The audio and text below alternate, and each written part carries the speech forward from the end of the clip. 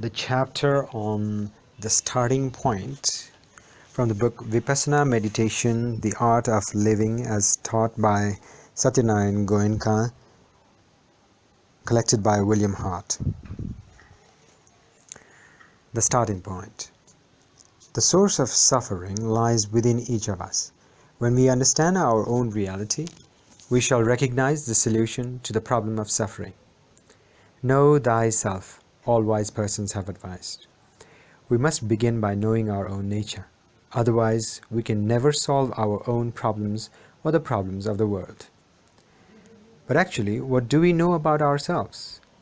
We are each convinced of the importance of ourselves, of the uniqueness of ourselves, but our knowledge of ourselves is only superficial. At deeper levels, we do not know ourselves at all. The Buddha examined the phenomenon of a human being by examining his own nature. Laying aside all preconceptions, he explored reality within and realized that every being is a composite of 5 processes, 4 of them mental and 1 physical. Matter. Let us begin with the physical aspect. This is the most obvious, the most apparent portion of ourselves, readily perceived by all the senses. And yet how little we really know about it. Superficially, one can control the body. It moves and acts according to the conscious will. But on another level, all the internal organs function beyond our control, without our knowledge. At a subtler level, we know nothing experientially of the incessant biochemical reactions occurring within each cell of the body. But this is still not the ultimate reality of the material phenomenon. Ultimately, the seemingly solid body is composed of subatomic particles and empty space. What is more, even these subatomic particles have no real solidity. The existence span of one of them is much less than a trillionth of a second. Particles continuously arise and vanish, passing into and out of existence, like a flow of vibrations. This is the ultimate reality of the body, of all matter, discovered by the Buddha 2500 years ago. Through their own investigations, modern scientists have recognized and accepted this ultimate reality of the material universe. However, these scientists have not become liberated, enlightened persons. Out of curiosity, they have investigated the nature of the universe using their intellects and relying on instruments to verify their theories. In contrast, the Buddha was motivated not simply by curiosity, but rather by the wish to find a way out of suffering. He used no instrument in his investigation other than his own mind. The truth that he discovered was the result not of intellectualization, but of his own direct experience, and that is why it could liberate him. He found that the entire material universe was composed of particles, called in Pali kalapas, or indivisible units.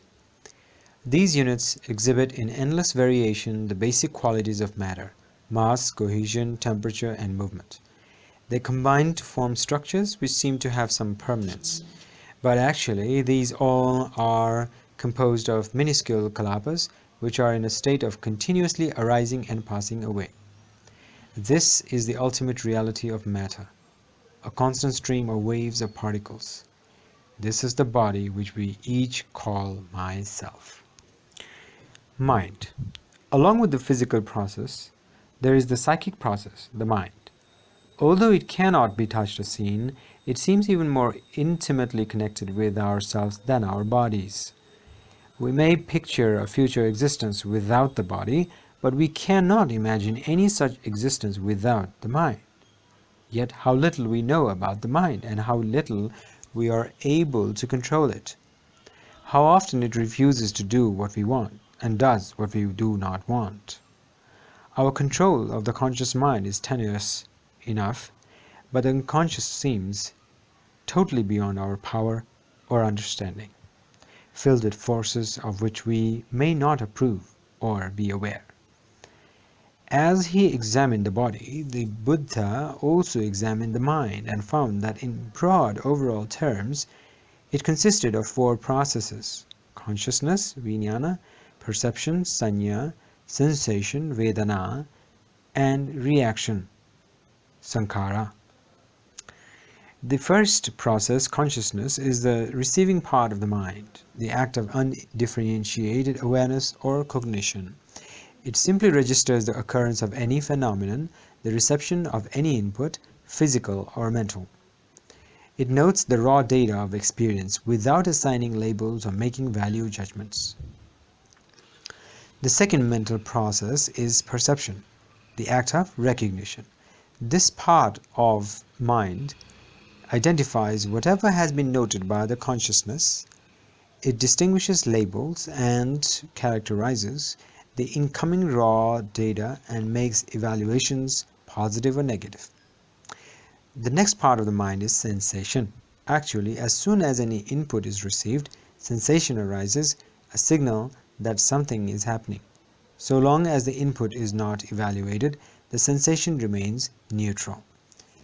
But once a value is attached to the incoming data, the sensation becomes pleasant or unpleasant depending on the evaluation given. If the sensation is pleasant, a wish forms to prolong and intensify the experience. If it is an unpleasant sensation, the wish is to stop it, to push it away. The mind reacts with liking or disliking. For example, when the ear is functioning normally and one hears a sound, cognition is at work. When the sound is recognized as words with positive or negative connotations, perception has started to function. Next sensation comes into play.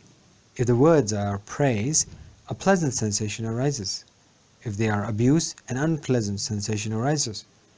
At once reaction takes place. If the sensation is pleasant, one starts liking it, wanting more words of praise. If the sensation is unpleasant, one starts disliking it, wanting to stop the abuse. The same steps occur whenever any of the other senses receives an input: the consciousness, the perception, the sensation, and the reaction. These four mental functions are even more fleeting than the ephemeral particles composing the material reality. Each moment that the senses come into contact with any object, the four mental processes occur with lightning-like rapidity and repeat themselves with each subsequent moment of contact. So rapidly does this occur, however, that one is unaware of what is happening. It is only when a particular reaction has been repeated over a long period of time and has taken a pronounced, intensified form that awareness of it develops at the conscious level. The most striking aspect of this description of a human being is not what it includes, but what it omits.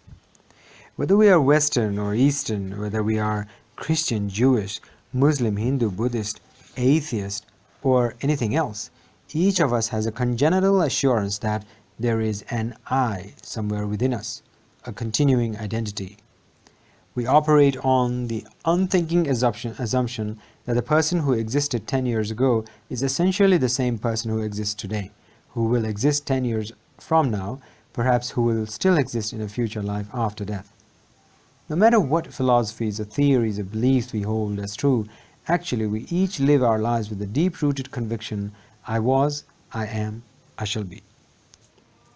The Buddha challenged this instinctive assertion of identity. By doing so, he was not expounding one more speculative view to combat the theories of others. He repeatedly emphasized that he was not putting forth an opinion, but simply describing the truth that he had experienced and that any ordinary person can experience. The enlightened one has cast aside all theories, he said, for he has seen the reality of matter, sensation, perception, reaction, and consciousness, and their arising and passing away. Despite appearances, he had found that each human being is in fact a series of separate but related events. Each event is the result of the preceding one and follows it without any interval. The unbroken progression of closely connected events gives the appearance of continuity, of identity, but this is only an apparent reality, not an ultimate truth. We may give a river a name, but actually it is a flow of water, never pausing in its course.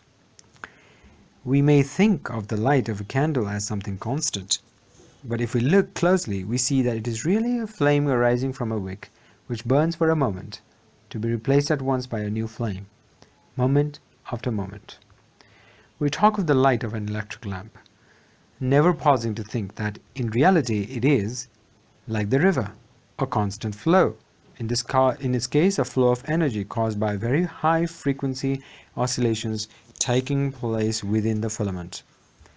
Every moment something new arises as a product of the past, to be replaced by something new in the following moment. The succession of events is so rapid and continuous that it is difficult to discern. At a particular point in the process, one cannot say that what occurs now is the same as what preceded it, nor can one say that it is not the same. Nevertheless, the process occurs.